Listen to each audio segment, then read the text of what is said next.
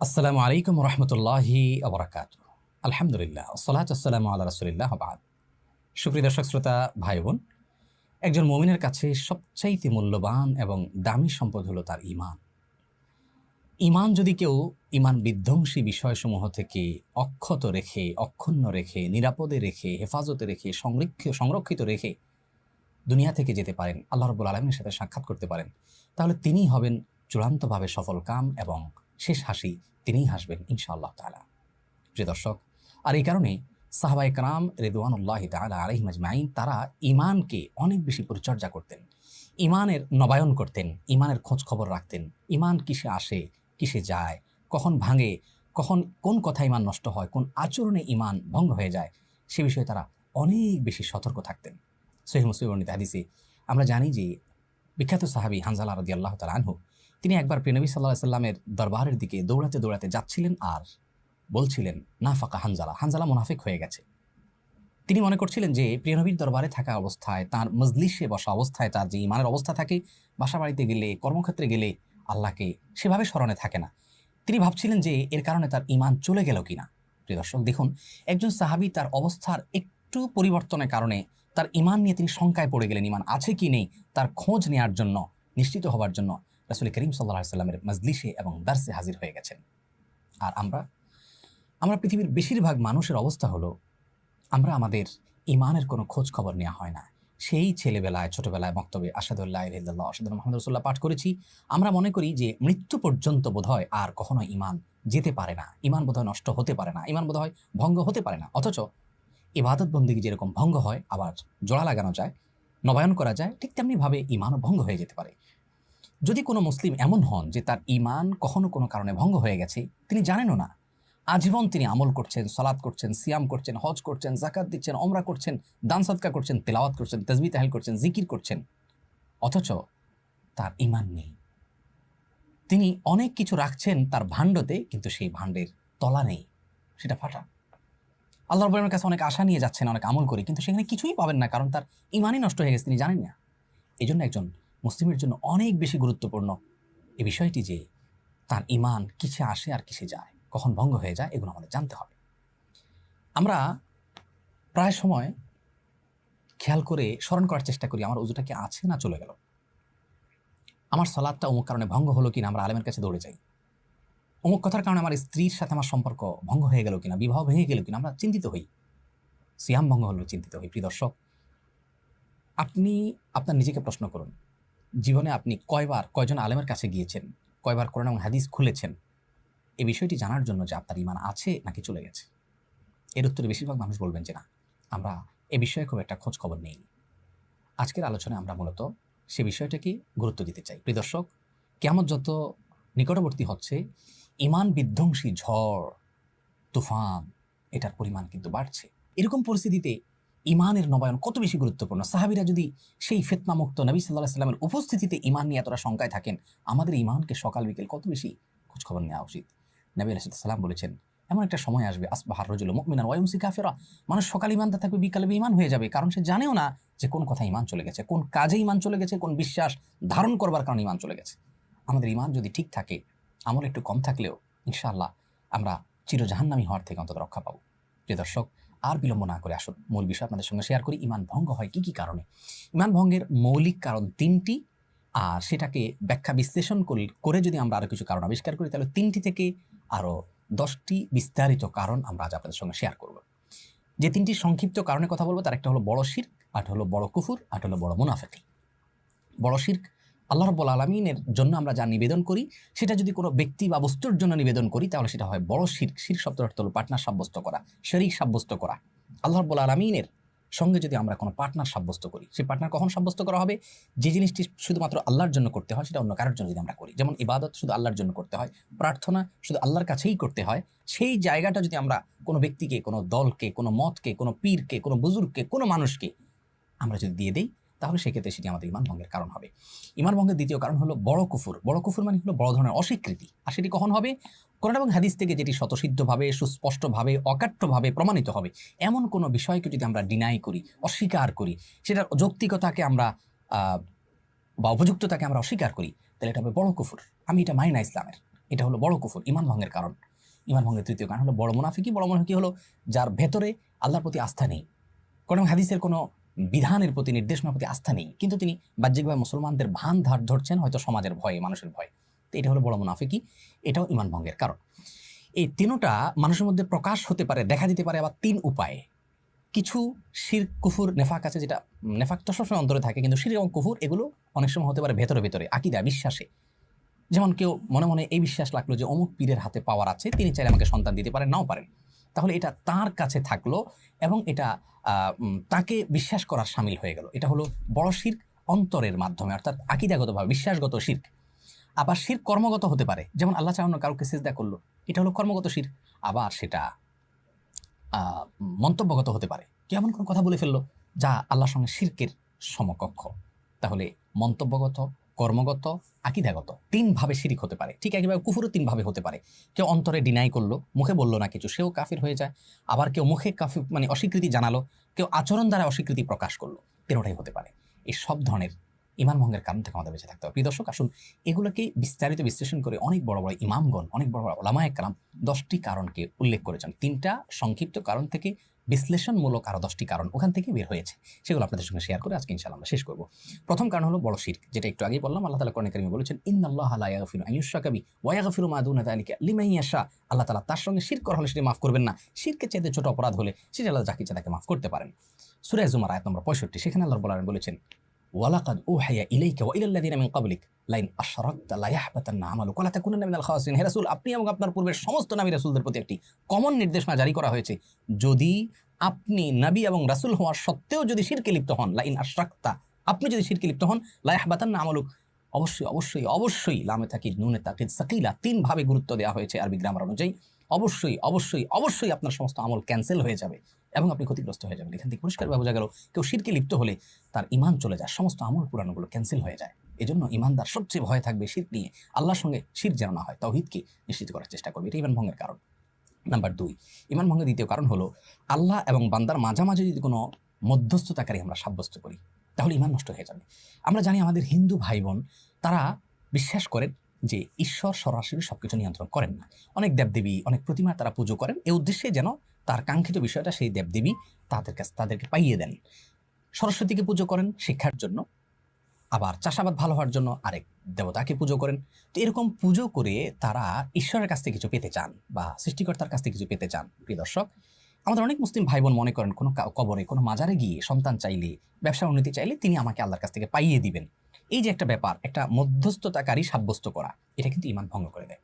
এর দলিল সূরা জুমার আয়াত নম্বর 3। আল্লাহ রাব্বুল আলামিন কোরআনে কারিমে বলেছেন, আলা লাহুদ্দীনুল খালিস, আল্লাহর জন্য একচ্ছত্র দিন, ঈমান শুধু আল্লাহর জন্য আনতে হবে, অন্য কাউকে সেখানে মধ্যস্থতাকারী বানানো যাবে না। ওয়াল্লাযীনা ইত্তাখাযু মিন দুনিহি আউলিয়া, যারা আল্লাহ ছাড়া অন্য কাউকে অভিভাবক রূপে গ্রহণ করবে এবং তারা বলে যে মা না'বুদুহুম ইল্লা লিয়ুকাররিবুনা ইলাল্লাহি যুলফা, আমরা এই সমস্ত মধ্যস্থতাকারীদেরকে, মাজারকে, পীরকে, মৃত জীবিত ব্যক্তিকে বা কোনো প্রতিমাকে আমরা পুজো করছি বা তাদের কাছে গিয়ে প্রার্থনা করছি এই জন্য যে তারা আল্লাহর কাছে আমাদেরকে পৌঁছে দিবে। এই যে এই পৌঁছে দিবে মধ্যস্থতাকারী হলো, জাস্ট এই কথার কারণে আল্লাহ রাব্বুল আলামিন কি কমেন্ট করছেন আয়াতের পরবর্তী অংশে সেটি রয়েছে। আল্লাহ রাব্বুল আলামিন এ ধরনের লোক সম্পর্কে বলেছেন, ইন্নাল্লাহা ইয়াহকুমু বাইনাহুম ফীমা হুম ফীহি ইখতালিফুন, তারা যে বিষয় নিয়ে মতপার্থক্য করছে কিয়ামতের ময়দানে আল্লাহ তাআলা তাদের ব্যাপারে ফয়সালা করবেন। এবং আল্লাহ আরো বলছেন, ইন্নাল্লাহা লা ইয়াহদি মান হুয়া কাযিবুন কাফফার, যে ব্যক্তি মিথ্যাচার করেছে এবং কুফরি করেছে, কাফের হয়ে গেছে, তাকে আল্লাহ তাআলা পথ দেখাবেন না। দেখুন এখানে মধ্যস্থতা সাব্যস্তকারী কে আল্লাহ রাব্বুল আলামিন কাফফার বলেছেন, অর্থাৎ সে কাফির হয়েছে, অস্বীকৃতি জ্ঞাপন করেছে। এখান থেকে বোঝা গেল এটা ঈমান ভঙ্গের কারণ, যখন আল্লাহ তাআলা তাকে কাফির হয়ে গেছে, মিথ্যাচার করেছে আল্লাহর ব্যাপারে, এমনটি কথা বলেছেন। এই জন্য মধ্যস্থতাকারী করা যাবে না। ঈমানদার সরাসরি আল্লাহর সঙ্গে সম্পর্ক করবে, আল্লাহর থেকে চাইবে, দোয়া করবে, ইবাদত করবে, আল্লাহ তাআলা তাকে সরাসরি দিবেন ইনশাআল্লাহ তাআলা। তার ঈমান ভঙ্গের দ্বিতীয় কারণ আমরা জানলাম।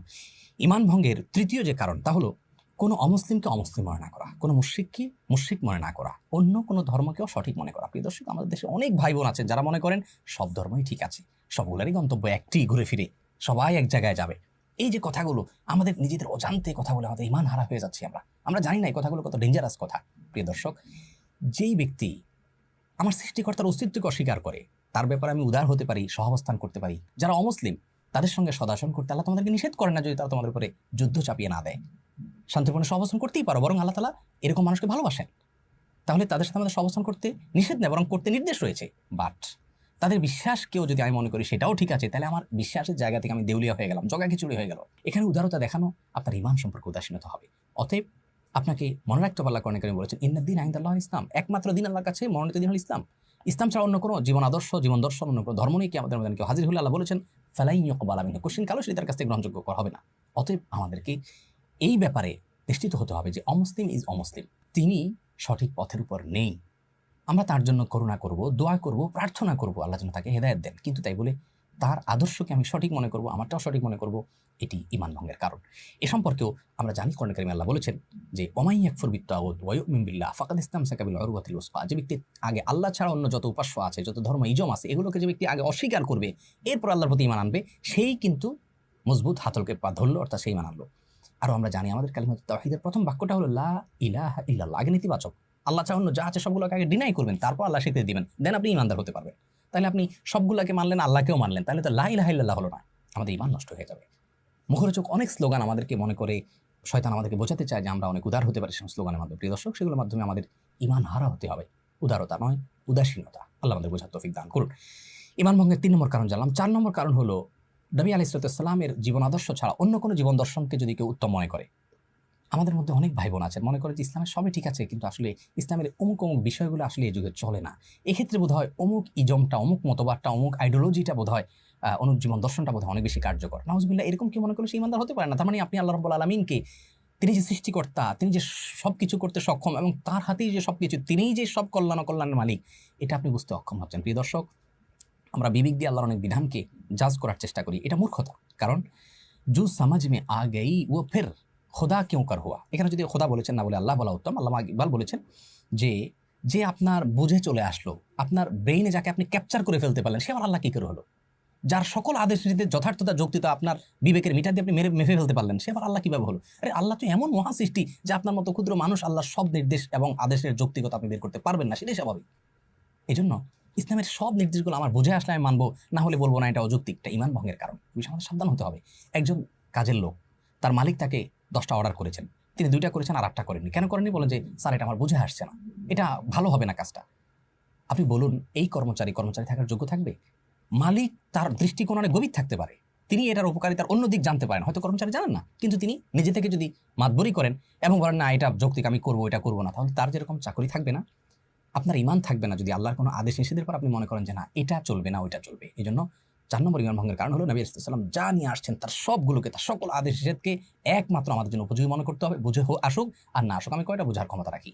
আল্লাহ কোরআনে বলেছেন ফালা ওয়া রাব্বিকা লা ইউমিনুনা হাত্তা ইউহাক্কিমুকা ফীমা শাজারা বাইনাহুম, শপথ আপনার সত্তা রবের, যে ওই ব্যক্তি কখনো ইমানদার হতে পারবে না যে সকল বিষয়ে নবী আলাইহিস সালামকে তার জীবনের সিদ্ধান্তদাতা হিসাবে গ্রহণ না করবে, তার সকল সিদ্ধান্তকে না মানবে, ইমানদার হতে পারবে না। অতএব নবী সাল্লাল্লাহু আলাইহি সাল্লামের সকল আনিত বিষয়গুলোকে আমাদের জন্য কল্যাণকর আমরা সেই হিসাবে বিশ্বাস করবো। আমি পালন করতে পারছি না, আমার দুর্বলতা আছে, সেটা ভিন্ন বিষয়, তার জন্য আমার গুনাহ হবে, বাট আমি ঈমান হারা হব না। কিন্তু আমি এটাকে অনুপযুক্ত মনে করি, আমার ঈমান হারা হতে হবে।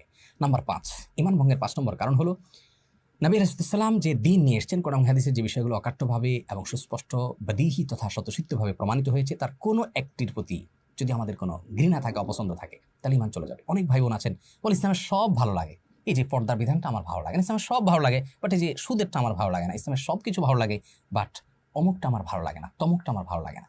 এরকম কিন্তু অনেক ভাই বোন আছেন যারা এরকম বলেন। ওয়াল্লাযীনা কাফারু ফাতাসাল্লাহুম, যারা কুফরি করেছে তাদের ধ্বংস অনিবার্য। ও আদাল্লা আমালাহুম, আল্লাহ তাআলা এই সমস্ত মানুষের আমলকে নষ্ট করবেন, ধ্বংস করে দিবেন। যালিকা বিআন্নাহুম কারিহু মা আনজালাল্লাহ, এই যে কারিহু মা আনজালাল্লাহ, এর কারণ হলো আল্লাহ যা নাজিল করেছেন সেটাকে তারা অপছন্দ করেছে, বলেছে এটা আমার ভালো লাগে না। এই যে আপনার ভালো লাগে না কাজ করছে, জাস্ট এই কারণে আল্লাহ রাব্বুল আলামিন আপনার সম্পর্কে এই কথা বলে শেষে বলছেন ফাআহবাতা আমালাহুম, আপনার সমস্ত আমল আল্লাহ তাআলা বরবাদ করে দিচ্ছেন। প্রিয় দর্শক, এখান থেকে বোঝা গেল এরকম কোনো আচরণ করলে সেটি ঈমান ভঙ্গের কারণ হবে যে ইসলামের অমুক জিনিসটা আমার ভালো লাগে না। আপনার ভালো লাগা না লাগা এটার উপরে সত্য নির্ভর করেন, আপনি সবকিছু বুঝতে সক্ষম নন, আমরা কেউই সক্ষম নই। আল্লাহ রাব্বুল আলামিন মালিক, আমরা তার কৃত, তার সৃষ্টি মাত্র, তার সকল নির্দেশের যৌক্তিকতা যথার্থতা আমাদের বুঝতে হবে, এমনটি বাধ্যতামূলক নয়। এরপর ঈমান ভঙ্গের 6 নম্বর কারণ হলো দিনের কোনো বিষয় নিয়ে বিদ্রুপ করা, ব্যঙ্গ করা। আমাদের অনেক ভাই বোন আছেন দায় নিয়ে ব্যঙ্গ বিদ্রুপ করেন, পর্দা নিয়ে ব্যঙ্গ বিদ্রুপ করেন, এটা অস্বাস্থ্যকর, আরে থাকা যায় নাকি, এটা তো একটা এটা আস্ত একটা ড্রামের মতো, এটা বাক্সের মতো, এই ধরনের কথা বলে আমরা আল্লাহ রাব্বুল আলামিনের নির্দেশকে, আল্লাহ যেখানে স্পষ্ট নির্দেশ করেছেন মেয়েরা তাদের ইউদিনিনা আলাইহিন্না মিন জালাবিবিহিন্না, মাথার উপরের কাপড়কে টেনে দিবে, তার মানে ঢেকে ঢুকে থাকবে, আপনি সেটাকে নিয়ে ট্রল করছেন, বিদ্রূপ করছেন, আপনার কোনো বন্ধু দায় রাখছেন, আপনার হয়তো আল্লাহর প্রতি বিশ্বাসে কোনো কমতি নাই, কিন্তু দুষ্টুমি করে আপনি মজা করে তাকে নিয়ে ট্রল করে ফেললেন। দেখুন, এটি নবী আলাইহিস সালামের সুন্নাহ। কোরআন হাদিসের বিষয়টাকে নিয়ে ট্রল করলে ঈমান থাকবে না। আর এই সম্পর্কে আল্লাহ রাব্বুল আলামিন কোরআনে কারিমে বলেছেন সূরা তাওবাতে, কুল আবিল্লাহি ওয়া আয়াতিহি ওয়া রাসূলিহি কুনতুম তাস্তাহজিউন। কিয়ামতের ময়দানে কাফিরদেরকে আযাব দিতে দিতে বলা হবে, তোমরাই কি সেই গোষ্ঠী যে দুনিয়াতে আল্লাহকে নিয়ে, তার রাসূলকে নিয়ে ব্যঙ্গ করতে, তার আয়াত নিয়ে বিদ্রূপ করতে? লা তা'তাদিরু, আজ কোনো ওযর খাহি করো না, আজ তোমাদের কোনো ওযর খাহি শোনা হবে না। কাদ কাফারতুম বাদা ঈমানিকুম, তোমরা ঈমান আনার পরে, মুসলমানের ঘরে জন্ম নেওয়ার পরেও, ঈমান আনার পরেও, কাদ কাফারতুম বাদা ঈমানিকুম, তারপর তোমরা কুফরি করে ফেলেছো, কাফের হয়ে গেছো, ঈমান ভঙ্গ হয়ে গেছে বিদ্রূপ করার কারণে। খবরদার, আমরা কখনো দিনের কোনো বিষয় নিয়ে বিদ্রূপ ব্যঙ্গ করবো না, তাচ্ছিল্য করবো না, ট্রল করবো, নিজে না মানতে পারি কিন্তু ট্রল করবো না। রাষ্ট্রের কোনো বিধানকে কেউ লঙ্ঘন করলে সাধারণ অপরাধী হয়, কিছু সাজা হয়, এরপরে ছাড়া পায়। কিন্তু রাষ্ট্রের যদি বিধানকে নিয়ে, রাষ্ট্রের অস্তিত্বকে নিয়ে যদি কেউ ট্রল করে, তাহলে সেক্ষেত্রে সে কিন্তু রাষ্ট্রদ্রোহী হিসেবে বিবেচনা হয়, সাধারণ অপরাধী থাকে না। আল্লাহর কোনো বিধানকে নিয়ে ট্রল করলে আপনি আল্লাহদ্রোহী হবেন, ঈমান হারা হবেন। 7 নম্বর ঈমান ভঙ্গের কারণ হলো জাদু। কোরআনে কারিমে আল্লাহ বলেছেন, হারুত মারুত নামক 2 ফেরেশতাকে আল্লাহ তাআলা পাঠিয়েছেন, তারা মানুষকে জাদু শিক্ষা দিয়েছেন এবং আল্লাহ তাআলা সাবধানও করেছেন যে এটা যেন কেউ শিক্ষা গ্রহণ করে প্রয়োগ না করে। কেউ যদি জাদু শিক্ষা গ্রহণ করে, প্রয়োগ করে, এটা এক্সারসাইজ করে, চর্চা করে, তাহলে সেক্ষেত্রে সে ব্যক্তি সম্পর্কে আল্লাহ রাব্বুল আলামিন কুফরির বাক্য ব্যবহার করেছেন এবং বলেছেন যে কিছু লোক শিখেছে তারা কুফরি করেছে, যারা শিখেনি বা চর্চা করেনি তারা কুফরি করেনি। এখান থেকে অনেক ইমামগণই বলেন যে জাদু এটার সাথে কেউ সংশ্লিষ্ট হলে, অর্থাৎ জাদু শিখলে, চর্চা করলে, প্রয়োগ করলে সে ব্যক্তি ঈমান হারা হয়ে যায়। জন্য এর শাস্তিও মৃত্যুদণ্ড, সকল ইমামদের ঐক্যমতে সর্বোচ্চ শাস্তি। এটি ঈমান ভঙ্গের কারণ অনেক ইমামদের মতে, বরং বেশিরভাগ ইমামদের মতে। কেউ কেউ এ ব্যাপারে, এই পয়েন্টের ব্যাপারে দ্বিমত পোষণ করেছেন। 8 নম্বর ঈমান ভঙ্গের কারণ হলো মুসলিমদের বিরুদ্ধে কোনো প্রকার ষড়যন্ত্রে লিপ্ত হওয়া। আজকাল অনেক মানুষ আছে যারা মুসলমানদের সন্তান, বিভিন্ন দেশে গিয়ে দেখা যায় মুসলমানদের বিরুদ্ধে বিভিন্ন এজেন্ডা নিয়ে তারা আসছেন এবং অমুসলিমদের সাথে বসে তারা মুসলিমদের নিয়ে বিভিন্ন ষড়যন্ত্র করছেন এবং মুসলিমদের উন্নতি, অগ্রগতি তাদের চক্ষুশূল হওয়ার কারণ হয়। মসজিদ কেন বেড়ে যাচ্ছে, মাদ্রাসা কেন বেড়ে যাচ্ছে, আলেম-ওলামা কেন বেড়ে যাচ্ছে, পর্দা কেন বেড়ে যাচ্ছে, এই যে অমুসলিমদের সাথে বসে বসে সলা পরামর্শ করা, মুসলিমদেরকে বিভিন্নভাবে ইসলাম চর্চা থামানোর চেষ্টা করা, এই সবগুলো ইসলাম বিরোধী বা অমুসলিম তথা আল্লাহর প্রতি অবিশ্বাস যারা আছে তাদের সঙ্গে আঁতাত করার শামিল। এটাও ঈমান ভঙ্গের কারণ। কোরআন কারীমে আল্লাহ তাআলা সম্পর্কে বলেছেন, ইয়া আইয়ুহাল্লাযীনা আমানু লা তাত্তাখিযুল ইয়াহুদা ওয়ান নাসারা, ইয়া ঈমানদাররা তোমরা ইহুদি খ্রিস্টানদেরকে বন্ধুরূপে গ্রহণ করবে না, তারা একে অন্যের বন্ধু হতে পারে। ওয়া মাইয়াতাওয়াল্লাহু মিনকুম ফাইন্নাহু মিনহুম, তোমাদের মধ্যে কেউ যদি তাদের সঙ্গে গিয়ে সলা পরামর্শ করে তাহলে তারা তাদের অন্তর্ভুক্ত হয়ে যাবে। ইন্নাল্লাহা লা ইয়াহদিল কওমাজ যালিমিন, নিশ্চয়ই আল্লাহ রাব্বুল আলামিন জালেম সম্প্রদায়দেরকে হেদায়েত দেন না। এর থেকে পরিষ্কারভাবে বোঝা গেল এটি ঈমান ভঙ্গের কারণ। ঈমান ভঙ্গের 9 নম্বর কারণ হলো যদি কেউ মনে করে যে কিছু লোক আছে অথবা তিনি নিজে ইসলামের যে আদেশ নিষেধ আছে এগুলোর ঊর্ধ্বে, আরে রাখো, এগুলো কেন পালন করতে হবে, এগুলোর ঊর্ধ্বে মনে করেন কাউকে। অনেক পীরের মুরিদ আছেন, মনে করেন যে আমার পীর সাহেব এগুলো থেকে ঊর্ধ্বে, তার নামাজ কালাম লাগে না, তিনি ইসলামের সমস্ত আদেশ নিষেধের ঊর্ধ্বে, এরকম যদি কেউ মনে করে সেটিও ঈমান ভঙ্গের কারণ হতে পারে। 10 নম্বর ঈমান ভঙ্গের কারণ হলো যদি কেউ তার আচার আচরণে, কাজে, কর্মে সার্বিকভাবে ইসলাম থেকে নিজেকে ধুয়ে মুছে আলোক করে ফেলে, তার জীবনে কোনো ইসলামের ছিটে ফোঁটা পর্যন্ত নাই, না নামাজ পড়ে, না রোজা রাখে, না হজ করে, না জাকাত দেয়, না টুপি পরে, না আল্লাহ বলে, না রাসূল বলে, না কোরআনের কথা বলে, না হাদিসের কথা বলে, তার জীবন আচারের মধ্যে ইসলামের কোনো লেশ মাত্র নাই, এরকম বহু মানুষ কিন্তু আমাদের সমাজে আছে, নামে মুসলিম কিন্তু ওনার ভিতরে কখনো না জুমা পড়ে, না ঈদের নামাজ পড়ে, না কোরবানি করে, না রোজা রাখে, কিচ্ছু নাই, ইসলামের কোনো কিচ্ছু নেই। এই ব্যক্তির এই আচরণটাও ঈমান ভঙ্গের কারণ। কারণ এই যে বিমুখ হয়ে যাওয়া, সম্পূর্ণরূপে ধুয়ে মুছে নিজেকে আলাদা করে ফেলা, এটা পরিষ্কারভাবে কিন্তু কুফরি, এটা কিন্তু অস্বীকৃতি। আল্লাহকে স্বীকার করলে কিছু না কিছু ক্ষেত্রে তার প্রকাশ ঘটার কথা। এ সম্পর্কে কোরআন কারীমে একটি আয়াত আমরা দেখতে পাই, আল্লাহ রাব্বুল আলামিন ইরশাদ করেছেন, ওয়ামান আযলামু মিম্মান যুক্কিরা বিআয়াতি রাব্বিহি, যে ব্যক্তির কাছে তার রবের আয়াত এবং নিদর্শনসমূহ এগুলো তাকে স্মরণ করিয়ে দেওয়া হলো, ফাআরাদা আনহা, এরপর সে এখান থেকে বিমুখ হয়ে গেল, এগুলোকে সে পাত্তা দিল না, ডিনাই করলো না, গায়ে মাখলো না, ইন্না মিনাল মুজরিমিনা মুনতাকিমুন, আমি এই ধরনের অবাধ্যদের কাছ থেকে প্রতিশোধ গ্রহণ করবো আল্লাহ বলছে। প্রিয় দর্শক, এই ধরনের কথা, প্রতিশোধ গ্রহণ করার কথা কুফরি বা কাফের হওয়া ছাড়া আল্লাহ তাআলা বলেন না সচরাচর। অতএব বোঝা গেল এটি ঈমান ভঙ্গের কারণ। এক নজর আবার বলে দিচ্ছি ঈমান ভঙ্গের কারণসমূহ। 1 নম্বর শিরক করা, 2 নম্বর হলো আল্লাহ এবং বান্দার মধ্যে বা ওদের ক্ষেত্রে কোনো মধ্যস্থতাকারী সাব্যস্ত করা, আর 3 নম্বর হলো আল্লাহ রাব্বুল আলামিনের নির্দেশকে যারা লঙ্ঘন করে বা ঈমান আনে না, অমুসলিম, তাদেরকে অমুসলিম মনে না করা, তাদেরকেও সঠিক মনে করা। 4 নম্বর হলো আল্লাহ নবী সাল্লাল্লাহু আলাইহি ওয়াসাল্লাম আনিত দ্বীনের চাইতে কোনো আইডিওলজিকে, কোনো জীবন দর্শনকে উত্তম মনে করা। 5 নম্বর হলো নবী সাল্লাল্লাহু আলাইহি ওয়াসাল্লামের আনিত কোনো দিনকে, দিনের কোনো বিষয়কে কেউ যদি অপছন্দ করে, তার ভালো না লাগা কাজ করে তথাকথিত, তাহলে সেটি ঈমান ভঙ্গের কারণ হবে। 6 নম্বর হলো দিনের কোনো বিষয় যদি কেউ বিদ্রূপ করে, ব্যঙ্গ করে, ঠাট্টা করে সেটি। 7 নম্বর হলো যদি জাদু শিখে, চর্চা করে, প্রয়োগ করে সেটি। 8 নম্বর হলো মুসলিমদের বিরুদ্ধে যদি অমুসলিমদের সাথে গিয়ে ষড়যন্ত্র করে সেটি। এবং ৯ নম্বর হলো কেউ যদি মনে করে যে সে অথবা নির্দিষ্ট কিছু লোক তারা কোন হাদিসের এই সমস্ত আদেশের ধার ধারণা এগুলোর ঊর্ধ্বে তারা এগুলো কোনো প্রয়োজন মনে না করে, অনাবশ্যক মনে করে সেটি। আর ১০ নম্বর হলো দিন থেকে পরিপূর্ণরূপে তার কাজের মাধ্যমে বিমুখ হওয়া, সে কার্যতে কুফরি করছে, কোনো কিছুকেই দিনের ছিটেফোঁটা তার মধ্যে রাখছে না। এই সবগুলো ইমান ভঙ্গের কারণ। প্রিয় দর্শক, ইমান ভঙ্গের মৌলিক ৩ কারণ এবং বিস্তারিত ১০ কারণ, এগুলোকে অক্ষরে অক্ষরে রপ্ত করে আমাদের মধ্যে কখনো এগুলো লেশ চলে আসে কিনা আমরা সেটিকে যাচাই করে ফেলবো। আর ইতিমধ্যে যদি কেউ এরকম কোনো কারণের মধ্যে পড়ে থাকি, এক্ষুনি তওবা করে আল্লাহর কাছে লজ্জিত হয়ে মাপ চাইবো, নতুন জীবন গড়বো। ইনশাআল্লাহ আল্লাহ তাআলা পেছনের সমস্ত গুনাহ মাফ করে দিবেন এবং নতুন হিসেব আমার শুরু হবে, হালখাতা হয়ে যাবে। আল্লাহ রাব্বুল আলামিন আমাদের ঈমানগুলোকে শত সহস্র ফিতনা, ধোঁয়াশা, বিভ্রান্তি এবং গুমরাহি, পথভ্রষ্ট হওয়ার মতো যে ঈমান বিধ্বংসী ঝড়গুলো আসছে, এ সকল ঝড়ে এক এক ঝড়ে কিছু মানুষ কাফের হয়ে যায়, বেঈমান হয়ে যায়। সকল ঝড়ে আমাদের ঈমানকে ধরে রেখে, অক্ষত রেখে আল্লাহর সঙ্গে সাক্ষাৎ করার, আখিরাতে উপস্থিত হওয়ার তৌফিক আমাদের সকলকে দান করুন। সেই সাথে আহ্বান রাখছি, অনভিশনের সাথে আমরা আছি, আপনারাও থাকুন এবং অনন্য আয়োজনের সঙ্গে যুক্ত হয়ে কোরআন এবং হাদিস সম্পর্কে জানার চেষ্টা করুন। এটাকে প্রচার এবং প্রসার করতে আপনারা উদ্যোগী হন। জাযাকুমুল্লাহু খায়রা। আসসালামু আলাইকুম ওয়া রাহমাতুল্লাহি।